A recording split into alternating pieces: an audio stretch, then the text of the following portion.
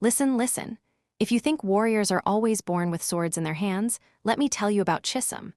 Chisom grew up in a quiet village tucked between red earth and tall palm trees, the kind of place where everyone knew your name, your mother's name, and the mistake you made when you were 5.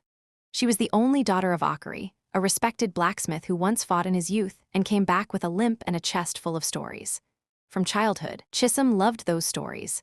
Not the ending part, the fighting part, the strategies, the courage, the moments when fear showed up and someone stood up anyway. But here's the thing. In her village, girls were praised for soft hands, calm voices, and how well they could knead yam flour without spilling a drop. Boys were trained for battle. Girls were trained for marriage. That was the rule, no debate. So Chisom learned to be clever. By day, she helped her mother at the market, laughing, bargaining, acting exactly how everyone expected. But at night she followed her father into the forge, watched how metal bent under heat, how strength came from patience, not just force.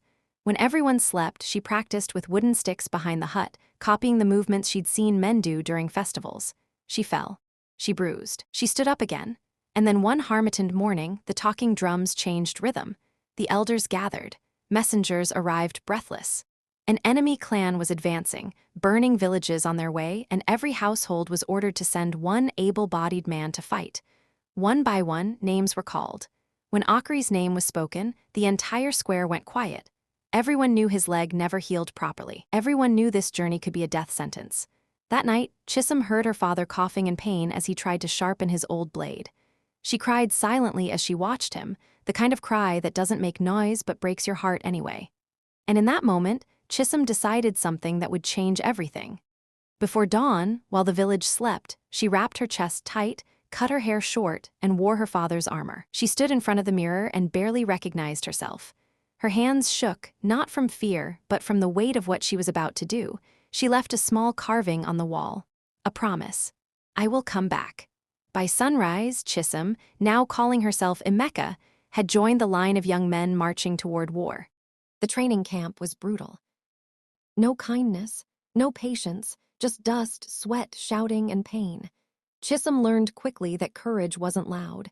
It was quiet endurance. She learned how to hide her voice, how to walk heavier, how to laugh less. Every day she feared discovery. Every night she prayed her secret would survive another sunrise. The other recruits complained constantly. Chisom didn't. She listened. She observed. She trained harder than anyone, not to show off, but because failure wasn't an option. If she failed, her father would still be sent to die. One afternoon, during combat drills, an ambush test went wrong. Panic spread. People froze. Chisom didn't. She remembered her father's stories. She adjusted positions, redirected fighters, and turned chaos into order. When the dust settled, the commander stared at her with narrowed eyes. Not suspicion. Interest. From that day, Chisom was watched closely, given harder tasks, tested in silence.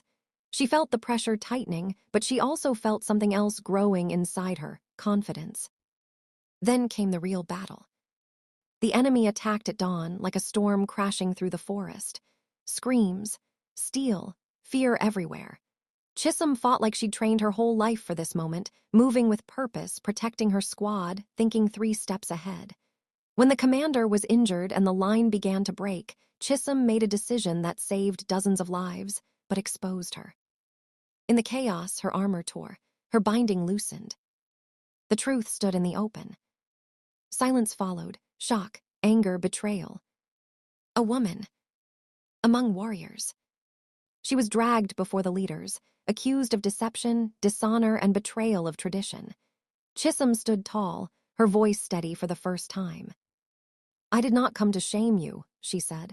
I came to protect my family, and I stayed to protect this land. The leaders argued. Some demanded punishment. Others couldn't deny what they had witnessed on the battlefield. Before a decision could be made, the enemy returned, stronger. The final battle didn't wait for permission. This time, Chisom fought as herself. No disguise, no hiding, just skill, heart, and unbreakable resolve. She led a small unit through an unexpected route, struck the enemy's command point, and ended the war faster than anyone believed possible. When the dust settled, victory belonged to the village, but the legend belonged to Chisom. Back home, the same elders who once said women could not fight now stood in silence as Chisom returned, walking beside her father, alive, whole. Tradition didn't change overnight, but stories did, and stories are powerful. Children began to whisper her name. Girls began to train in secret. Boys learned that strength had many forms. And Chisom, she didn't ask for praise. She simply proved what was always true. A warrior is not born by gender. A warrior is born by choice. And once a village hears that truth, it never forgets.